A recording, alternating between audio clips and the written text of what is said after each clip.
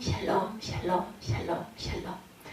하나님 사랑합니다. 여러분 주 안에서 사랑합니다. 사사기 12장 1절에서 6절 말씀입니다. 에브라임 사람들이 모여 북쪽으로 가서 입다에게 이르되 내가 암몬 자손과 싸우러 건너갈 때 어찌하여 우리를 불러 너와 함께 가지 아니하였느냐. 우리가 반드시 너와 네 집을 불사르리라. 입다가 그들에게 이르되 나와 내 백성이 암몬 자손과 크게 싸울 때 내가 너희를 부르되 너희가 나를 그들의 손에서 구원하지 아니한고로 나는 너희가 도와주지 아니하는 것을 보고 내 목숨을 돌보지 아니하고 건너가서 암몬 자손을 쳤더니 여호와께서 그들을 내 손에 넘겨주셨거늘 너희가 어찌하여 오늘 내게 올라와 나와 더불어 싸우고자 하느냐 하니라. 입다가 길르앗 사람을 다 모으고 에브라임과 싸웠으며 길르앗 사람들이 에브라임을 쳐서 무찔렀으니 이는 에브라임의 말이 너희 길르앗 사람은 본래 에브라임에서 도망한 자로 에브라임과 므낫세 중에 있다 하였습니다. 길르앗 사람이 에브라임 사람보다 앞서 요단강 나루턱을 장악하고 에브라임 사람을 도망하는 자가 말하기를 청하건대 나를 건너가게 하라 하면 길르앗 사람이 그에게 묻기를 내가 에브라임 사람이냐 하여 그가 만일 아니라 하면 그에게 이르기를 십볼렛이라 발음하여 에브라임 사람이 그렇게 바로 말하지 못하고 십볼렛이라고 발음하면 길르앗 사람이 곡구를 잡아 요단강 나루턱에서 죽였더라. 그때 에브라임 사람의 죽은 자가 42,000명이었더라. 입다가 이스라엘의 사사가 된 지 6년이라 길르앗 사람 입다가 죽음에 길르앗에 있는 그의 성읍에 장사되었더라. 이러한 내용이죠. 7절까지 끝나는 내용입니다. 그 불신앙, 여기서 습관이 됐다라는 우리가 습관 정말 중요하죠.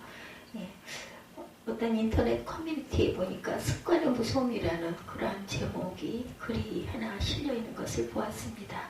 어느 사람이 유럽을 여행하던 중에 어떤 한국 사람이 다가와서 한국말로 사진을 찍어달라고 부탁을 하더랍니다. 그래서 그 사람은 자신이 한국 사람이 아니고 중국인이나 일본 사람인 것처럼 행동을 했다고 해요.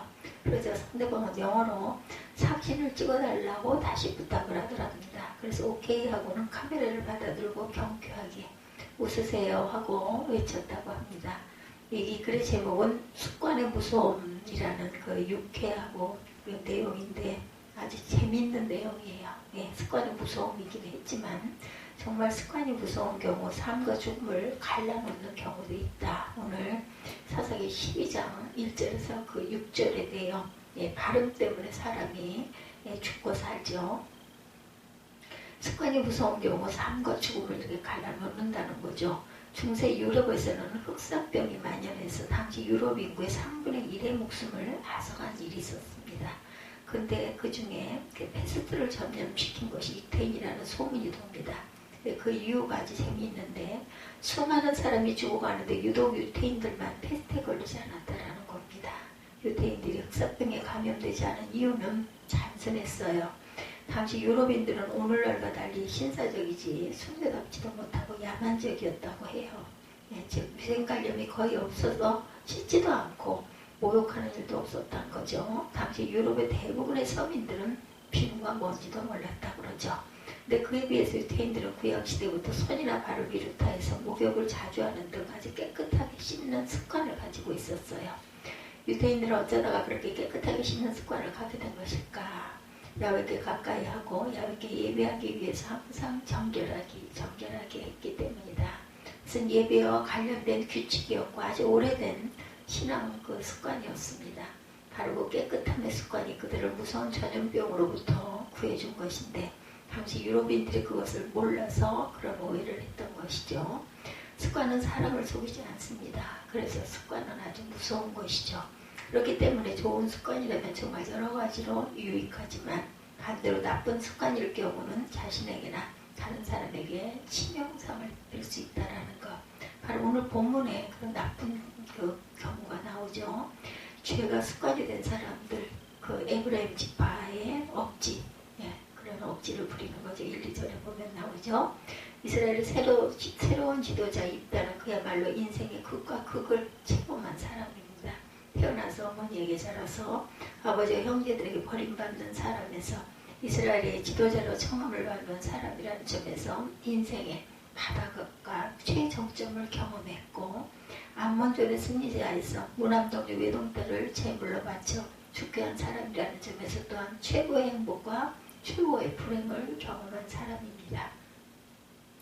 따라서 비록 그가 인간 승리를 이루어내었고 동족과 조국을 괴롭히던 암몬과 블레셋 연합군을 몰아낸 구국의 영웅이라 할지라도 행복하지 않았겠죠. 근데 바로 그런 상황에서 에브라임 사람들이 입다를 찾아와서 시비를 합니다. 그들은 입다에게 암몬 사람과 싸울 때 왜 우리를 부르지 않았느냐, 함께 하자고 하지 않았느냐 따지면서 억지를 부리는 거예요.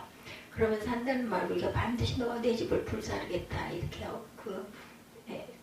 엄포를 놓죠. 그것이 말하는 푸른 기드온의 막내 아들 요담 숲속의 나무들의 왕 우아에서도 싸움과 징벌의 의미로 사용됩니다. 성경 전체도 마찬가지죠. 에브라임 사람들이 입다와 길앗 사람들을 중범죄를 지은 죄수로 불을 태워 죽이기도 하겠다는 잔인한 협박을 하고 있는 거예요. 그리고 에브라임 지파 사람들은 처음부터 그를 의향으로 원수를 진멸하려고 나서는 것처럼 군대를 동원하여 그 먼 길을 행군해 왔습니다. 자신들을 비롯한 동족들을 대신하여 싸워서 원수를 물리쳐준 것에 대해서 살해하고 보답을 하기는커녕 죽이겠다고 협박을 하러 온 에브라임 지파 사람들이 이해가 되질 않죠. 그것도 므낫세 지파면 자신들의 친동족입니다. 도대체 에브라임 지파는 왜 이런 행동을 했을까? 에브라임 지파의 교만이죠. 에브라임 지파는 이스라엘 12지파 중에 아주 크고 강한 지파였습니다. 그 시작은 아버지 요셉과 할아버지 야곱으로부터 비롯되었죠. 요셉의 지방과 민족을 구한 것 때문에 이스라엘의 두 지파를 할당받은 복을 받았어요. 첫째는 야곱의 12아들 가운데 요셉이 차지한 몫이었고, 두 번째는 하나님께 거룩하게 구별되어 드려진 레위 지파의 몫까지 받았습니다. 그래서 요셉의 두 아들 므낫세와 에브라임은 큰 아버지와 어깨를 나란히 하는 그 반열에 서게 되죠.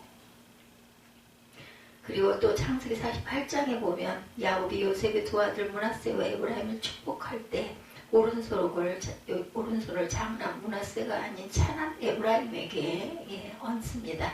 창세기 48장 20절에 그날에 그들에게 축복하여 이르되 이스라엘이 너로 말미암아 축복하기를 하나님이 내게 에브라임 같고 므낫세 같게 하시리라 하며 에브라임을 므낫세보다 앞세웠더라 이렇게 증거되어 있어요. 즉 에브라임이 요셉의 차남임에도 불구하고 형보다 더 많은 복을 받을 것이고 이스라엘 12지파 안에서도 형제가 차이가 나는 복을 받을 것이라고 할아버지 야곱이 예언을 했다는 말이죠. 그 야곱의 예언은 그대로 이루어져서 에브라임 지파는 인구수와 영향력 등 모든 면에서 이스라엘 그 내에서 머리가 되었습니다. 그리고 결정적인 역할을 한 사람이 바로 여호수아였어요. 모세 뒤를 이어 이스라엘의 두 번째 지도자가 된 여호수아가 에브라임 지파 사람이었고 여호수아의 헌신과 충성이 하나님의 기쁨이 되어서 하나님은 에브라임 지파를 약속의 땅 가나안의 정중앙 땅을 주십니다. 당시 이스라엘 사회에서 가장 중요한 배들과 신하의 중심지인 실로 등이 다 에브라임 그 지파의 땅에 있었고 에브라임 지파의 땅 경계는 위로는 므낫세 지파 아래로는 단 지파 베냐민 지파가 감싸주는 상황이었어요. 이렇게 에브라임 지파는 인구수는 유다 지파 다음으로 많았고 가나안 복지의 정중앙에 자리 잡았고 처음에 므낫세 지파와 연합하여 세력을 과시하는 등 모든 면에 지도자 지파라는 인정을 받게 됩니다. 그래서 이제 에브라임 지파 사람들은 교만이 시작되기 시작을 하죠. 그 첫 모습은 기드온 때였어요. 사사기 8장에 보면 기드온이 미디안 족속과 싸워서 큰 승리를 거두고 돌아오자 왜 우리를 부르지 않았느냐 이렇게 트집을 잡습니다. 그런 중요한 일은 자기 지파와 미리 상의해야 하고 자기에게 도움을 받아야 하는 것이 아니냐. 그때 기드온은 말도 안 되는 요구 앞에서 겸손하게 자신을 낮추죠. 자기 지파가 에브라임의 친형님 지파임에도 불구하고 에브라임의 끝물 포도가 에베네셀의 만물 포도보다 낫지 않냐. 8장 2절에 보면 이렇게 말하고 있어요. 그래서 에브라임 사람들은 나름대로 자기들의 자존심을 세웠다고 여기고 만족해합니다. 만약 기드온이 스스로 낮추고 겸손하지 않았으면 기드온이 멸한 숫곳과 분우엘 사람들처럼 될 수도 있었던 상황이었습니다. 그런 에브라임 사람들이 이번에는 입다가 암몬 자손과의 전쟁에서 이기고 돌아오자 또다시 내가 암몬 자손과 싸우러 건너갈 때 어찌하여 우리를 불러 너와 함께 가게 하지 아니하느냐라고 억지를 부리죠. 12장 1절에 심지어 우리가 반드시 너와 내 집을 불사르리라 이렇게 협박까지 합니다. 지금 에브라임 사람들은 이때가 자신들의 허락이나 동의를 받지 않고 전쟁을 시작한 것이 엄청난 잘못이라는 것이고 그렇기 때문에 징벌받아 마땅하다는 말을 합니다. 네. 에브라임 지파의 태도가 어때요? 암몬과 블레셋 사람들이 이스라엘을 침입하여 학대할 때는 침묵하고 있더니 자기들이 동정인 입다와 길르앗 사람들의 공로에 배가 아파서 원수를 진멸하려고 나선 군대처럼 무리를 지어 먼 길을 와서 이런 행패를 부리고 협박을 하고 있는 거죠. 이런 에브라임의 모습을 보면 세 가지로 요약이 되죠. 첫째는 그들에게 뿌리 깊은 편견이 있었다는 것입니다. 4절 하반절에 이는 에브라임의 말이 너희 길르앗 사람은 본래 에브라임에서 도망한 자로서 에브라임과 므낫세 중에 있다 하였습니다. 이 말은 전부터 에브라임 사람들이 길르앗 사람들을 경멸했다라는 뜻입니다. 그리고 너희는 에브라임 지파에서 도망하여 에브라임과 므낫세 사이에서 거지처럼 사랑하는 인간들이 아니냐 이런 모욕적인 언사. 그러나 이 말은 잘못된 것이죠. 길르앗은 에브라임 지파에 속한 적도 없었고 무엇보다 자신들의 형님인 므낫세 지파의 한 분파입니다. 그런데도 길르앗 사람들을 무시하는 에브라임 사람들의 태도를 보면 결국 그들의 편견은 어떤 면에서 자살지심, 열등감 또 다른 표현일 뿐이다.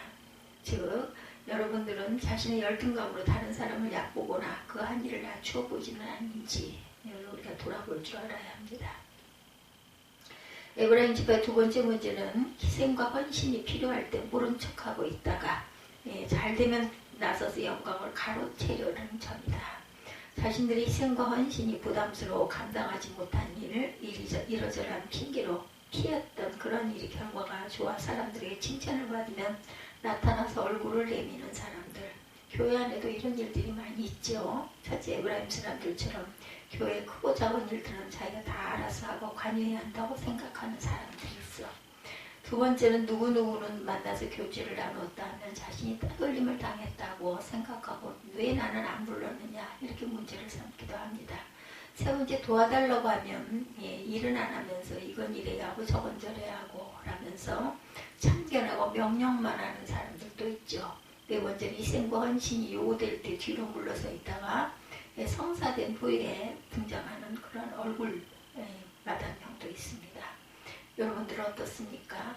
모두 다 힘들어 머뭇거릴 때 생명을 걸고 모든 것을 바쳐서 헌신을 했던 입다와 같이 가장 힘들 때, 가장 어려울 때 먼저 앞장서는 저와 여러분들이 되시기 바랍니다.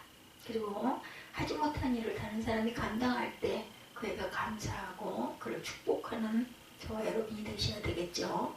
에브라임 사람들의 세 번째 문제는 그들의 행동이 반복되고 있다는 거예요. 그들은 기도원 때도 기도원의 전쟁에 자신들을 부르지 않았다고 불평을 늘어놓습니다. 사사기 8장 1절에서 3절이죠. 그때 기도원이 겸손하게 자신을 낮추어서 맞대응하지 않아서 그렇지 만약 부딪혔더라면 전쟁이 일어났겠죠. 그렇게 잘 넘어간 것 때문에 도리어 교만해져서 또다시 이런 억지를 입다에게 부리는 거죠. 오늘 본문에서 가장 중요한 부분은 바로 어떤 행동을 자주 하면 습관이 된다는 것 조심해야 됩니다. 포기도 자주 하면 습관이 되고 거짓말도 자주 하면 습관이 되고 근심도 자주 하면 습관이 되고 죄도 자주 지으면 습관이 됩니다. 그처럼 에브라임은 불평, 불만과 교만과 불신앙이 반복되면서 그것이 그들의 습관이 되어버렸다는 것을 본문이 보여주죠. 저와 여러분에게 반복되는 것은 무엇입니까? 습관적인 불순종이나 습관적인 죄는 없는지. 에브라임 지파의 불행입니다. 이런 에브라임 지파에 대한 입다의 반응은 먼저 입다는 상황에 대해 해명을 하죠. 에브라임 지파 사람들은 암몬이나 블레셋 사람들이 쳐들어와서 괴롭힐 때 침묵하고 외면했었어요. 특히 10장 9절에 보면 암몬 자손이 요단을 건너와 유다와 베냐민과 에브라임 족속과 싸움으로 이스라엘의 공고가 심하였더라 이렇게 기록되어 있습니다. 즉 암몬 족속의 가장 심한 학대를 받은 세 지파 중 하나가 에브라임 지파였다는 것. 그런데 그때는 아무런 항의도 하고도 하지 않았어요. 그러다가 있다가 힘들고 어려운 전쟁을 승리하고 돌아오자 군대를 일으켜서 심판자가 되어 따지고 있는 거죠. 2절에 있다가 나와 내 백성이 암몬 자손과 크게 싸울 때 내가 너희를 부르되 너희가 나를 그들의 손에서 구원하지 아니한 고로 이렇게 말합니다. 입다가 전투를 벌이기 전 도움을 요청하지 않은 것이 아니라는 거죠. 그런데 그들은 그 도움을 요청한 것을 모르는 척 외면했다라는 겁니다. 입다는 에브라임 사람들에게 이렇게 장황하게 설명할 필요도 없었어요. 암몬 자손과의 싸움은 암몬 자손에게 가장 많은 피해를 받고 있던 에브라임 지파 등에 의해서 주도되어져야 했다. 그 입다가 에브라임 지파에게 도움을 요청하지 않았어도 상관이 없다라는 거죠. 예. 양은 자손을 치는 것이 암몬 자손을 치는 것이 어디 남의 일 다른 지파의 일 입다의 일이었겠는가. 예. 목마른 자가 샘을 파고 아쉬운 자가 손을 벌리는 것은 당연지사입니다. 어느 모로구나 에브라임이 먼저 나섰어야 할 일이었다는 거죠. 그때는 기겁하게 침묵하고 있었고 입다가 도움을 요청할 때 모른 척하다가 암몬 자손이 물러가서 뻔뻔스럽게 나서서 이런 행동을 하고 있는 겁니다. 그런데 입다는 옛날 기드온처럼 순한 사람이 아니었던 거죠. 그가 살아온 세월은 다른 사람들이 쉽게 이해할 수 없는 극과 극의 나날들이었습니다. 기생 엄마에게 태어났고 엄마에게 버림을 받고 나중에는 배다른 형제들에게 버림받아가면서 살아온 사람. 거기다가 무남동네 외동딸 그를 승리의 제물로 바치겠다고 했고 그것을 지켜서 이를 악물고 딸의 죽음을 지켜본 사람입니다. 에브라임 사람들 앞에 스스로를 낮추어서 에브라임의 기분을 풀어주었던 기드온과는 질적으로 사람이 다른 사람이라는 거죠. 그런 사람이었기 때문에 이때는 에브라임 사람들을 그대로 두지 않고 진벌해서 42,000명을 죽여버립니다. 이것이 불신과 그로 인한 어줍잖은 교만으로 행패를 부렸던 에브라임 사람들의 말로입니다. 불신함이 절대로 습관이 되어서는 안 된다라는 것. 조선일보 칼럼에 그 이 끝에는 한국 사람이 버려야 할 버릇을 열거했는데 그 중에 몇 개를 보면 공짜 좋아하는 버릇, 서두르는 버릇, 외제 좋아하는 버릇, 신용을 지키지 못하는 버릇, 헐뜯기 좋아하는 버릇 이런 버릇들에 대해서 말하고 있습니다. 장애인을 얕보는 버릇, 형식 갖추기를 좋아하는 버릇, 학력에 집착하는 버릇, 남이 하니까 나도 하는 버릇 등 공감할 이야기들이 많이 있는데 어떤 버릇이 여러분에게 있으십니까? 우리말에 재버릇 개 못 준다는 말이 있고 3살 버릇 여든까지 간다는 말이 있습니다. 교육자인 그 호레이스만은 이미 짜여있는 습관은 파손되지 않는다 이런 말을 합니다. 잘못된 버릇이 습관이 되고 습관이 인생을 망칠 수도 있다는 말이죠. 오늘 본문이 말씀하는 것 또한 그와 같은 맥락입니다.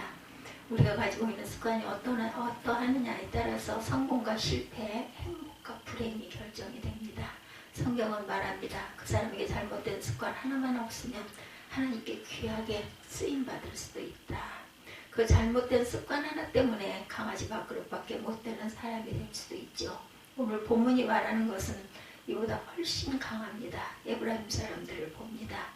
불평, 불만, 그 뒤에 숨은 교만, 그리고 그 뒤에 있는 불신앙, 그 뒤에 있는 욕심 이런 것으로 인해서 징계를 받아서 수만 명의 남자 장정이 거의 다 죽는 그런 결과가 일어나죠.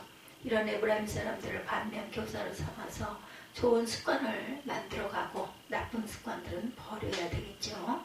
신앙과 신실함과 거룩함과 순종이 습관이 되시기를 주님의 이름으로 축복합니다.